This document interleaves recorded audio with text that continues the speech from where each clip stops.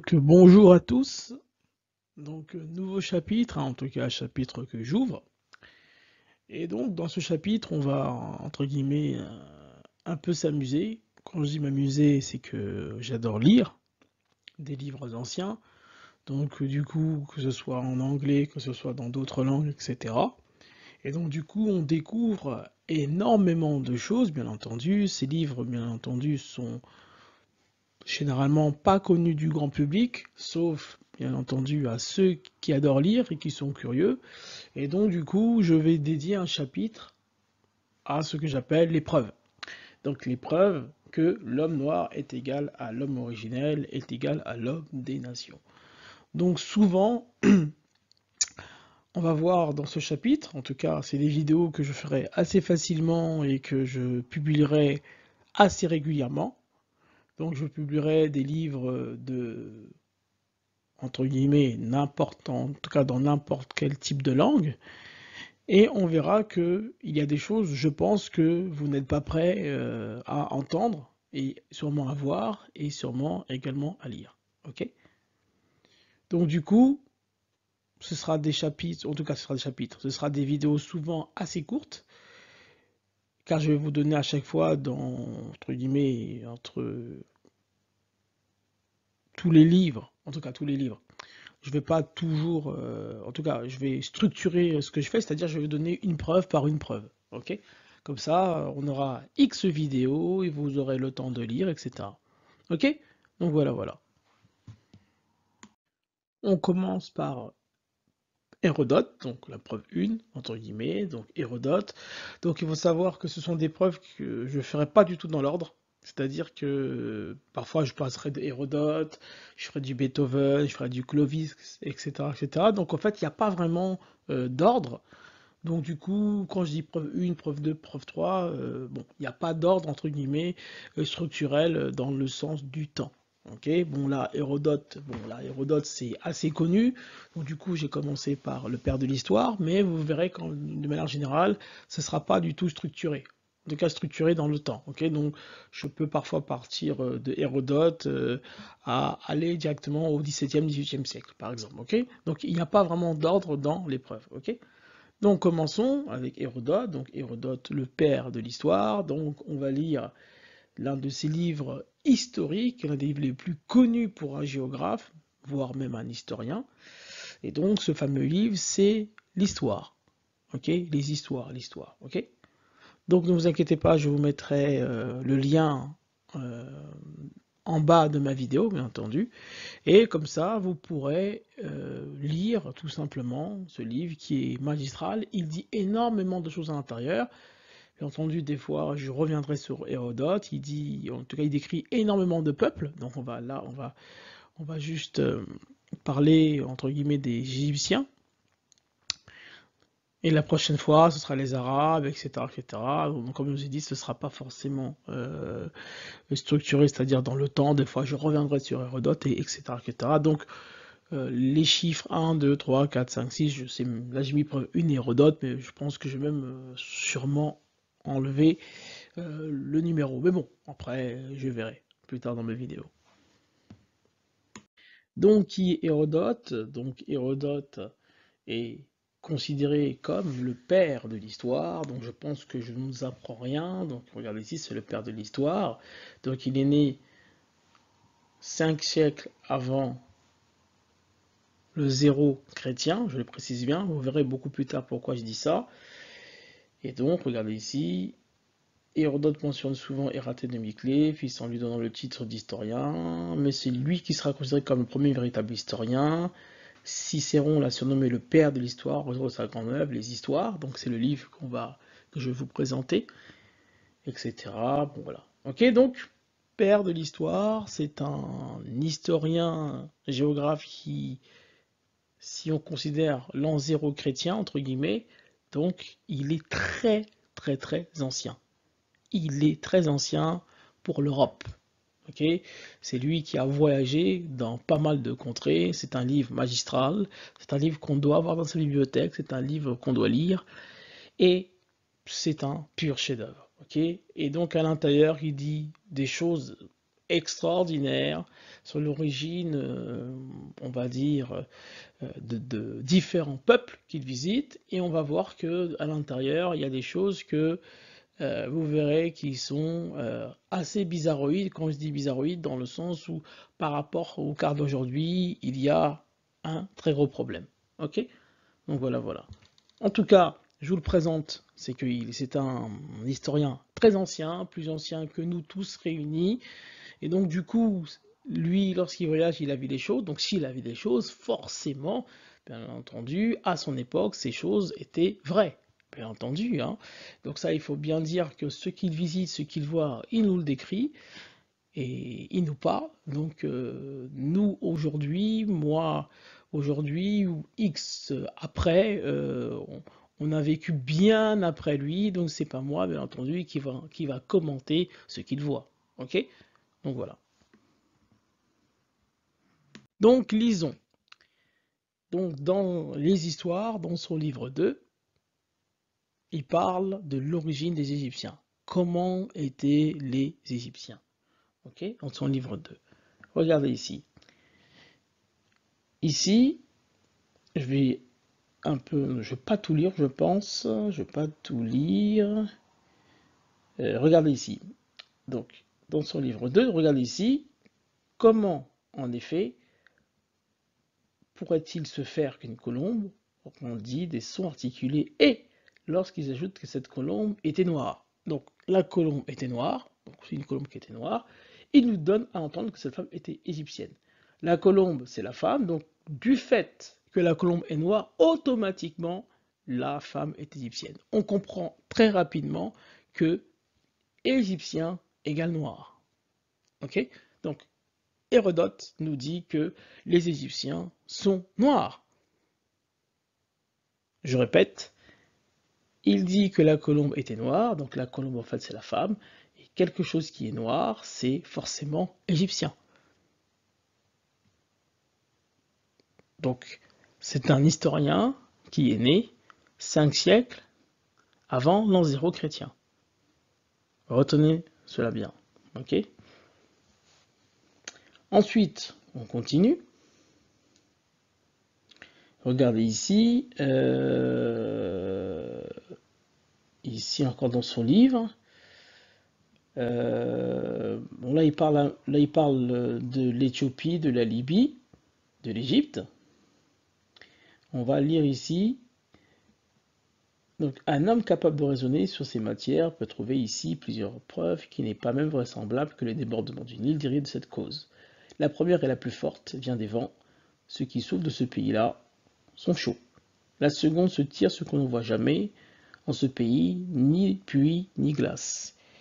Il y neigeait, il faudrait aussi qu'il y plût, car c'est une nécessité absolue que dans un pays où il tombe de la neige, il y pleuve dans l'espace de 5 jours. La troisième vient de ce que la chaleur y rend les hommes noirs. La chaleur y rend les hommes noirs. Ici, il parle encore de l'Égypte.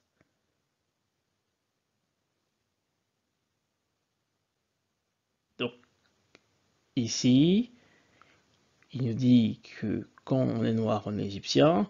Et ici, il continue que la chaleur rend les hommes sombres. Donc, homme sombre égale égyptien. Nous poursuivons ici. Donc, la fameuse phrase connue d'Hérodote, elle est ici. Regardez ici.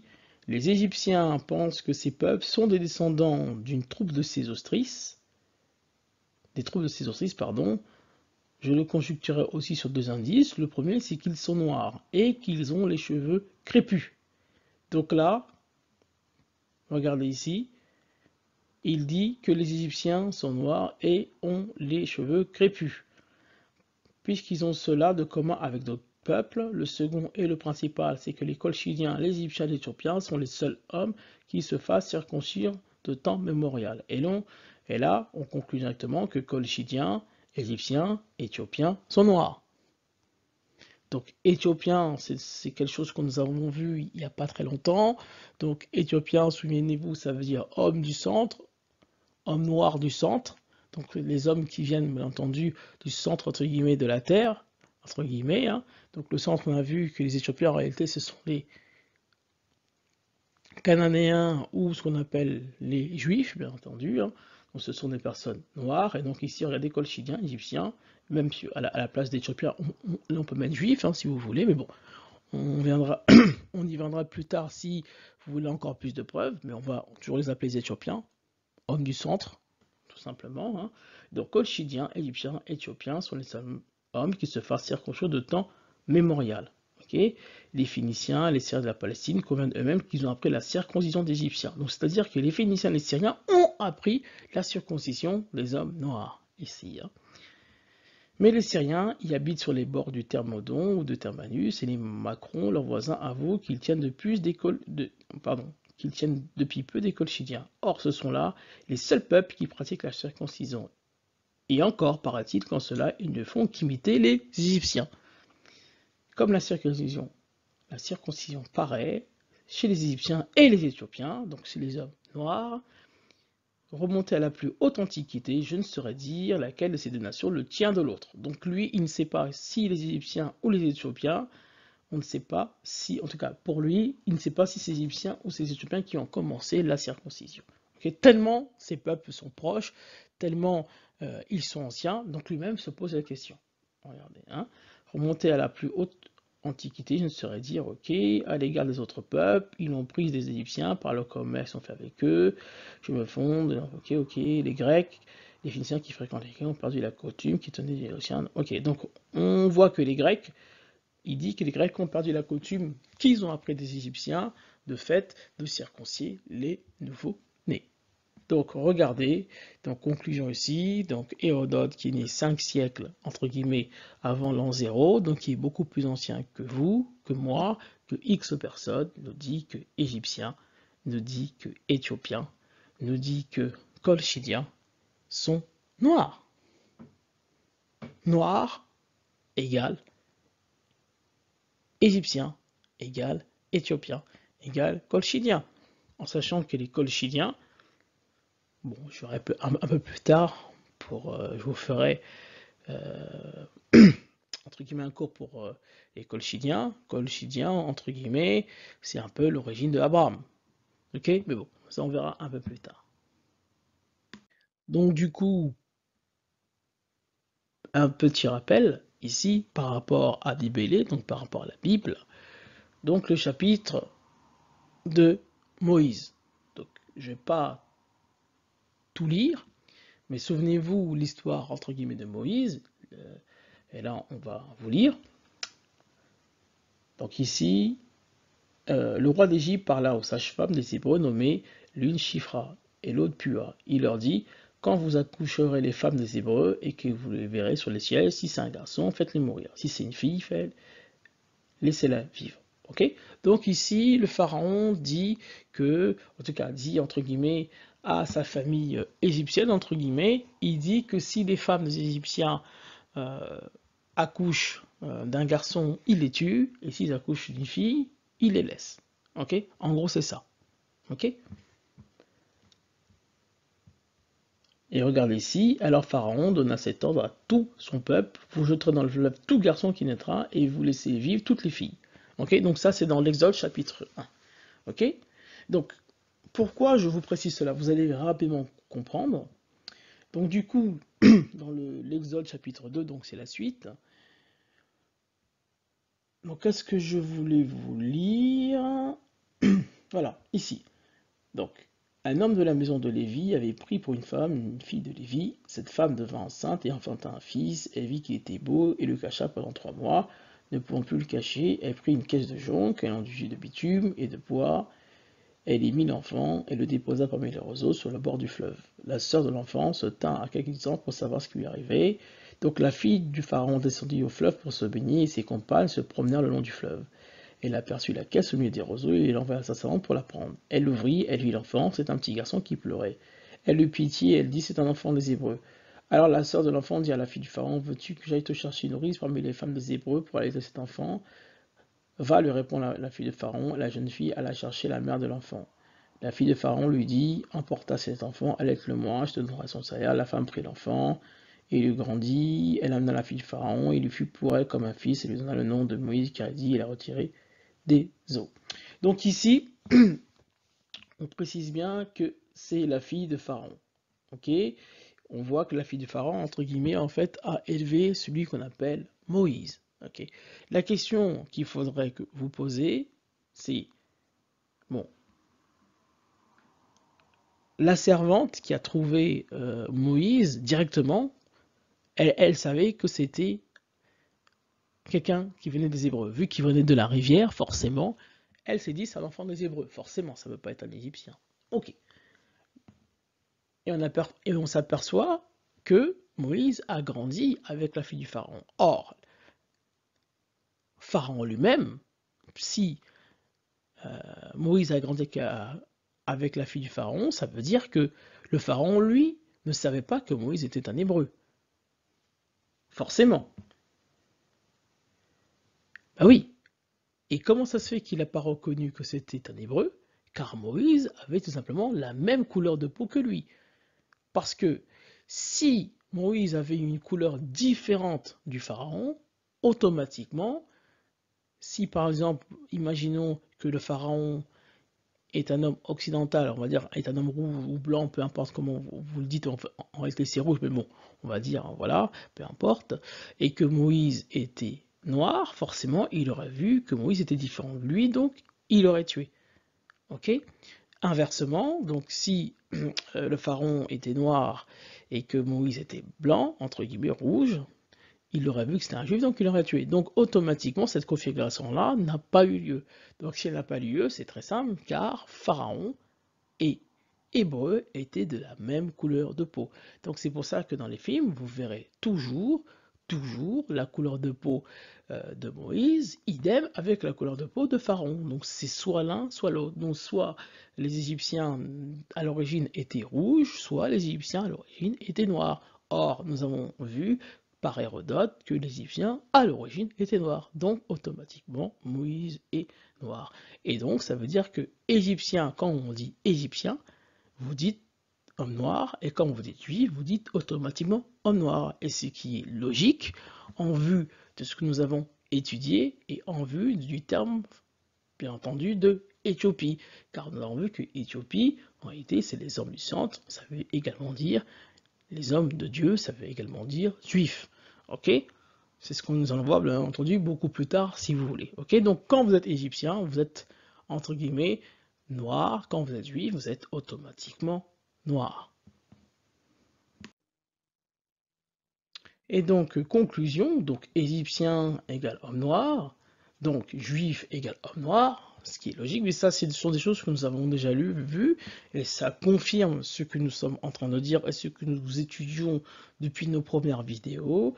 Donc cela confirme encore que le terme juif veut dire noir, comme le terme Dieu. Souvenez-vous, on a vu Deus, on a vu Zeus, on a vu que ça veut également dire noir. Souvenez-vous également avec Ada, donc la lignée, entre guillemets, la femme de Lémec, on a vu que Ada, une des femmes de Lémec, veut dire juif.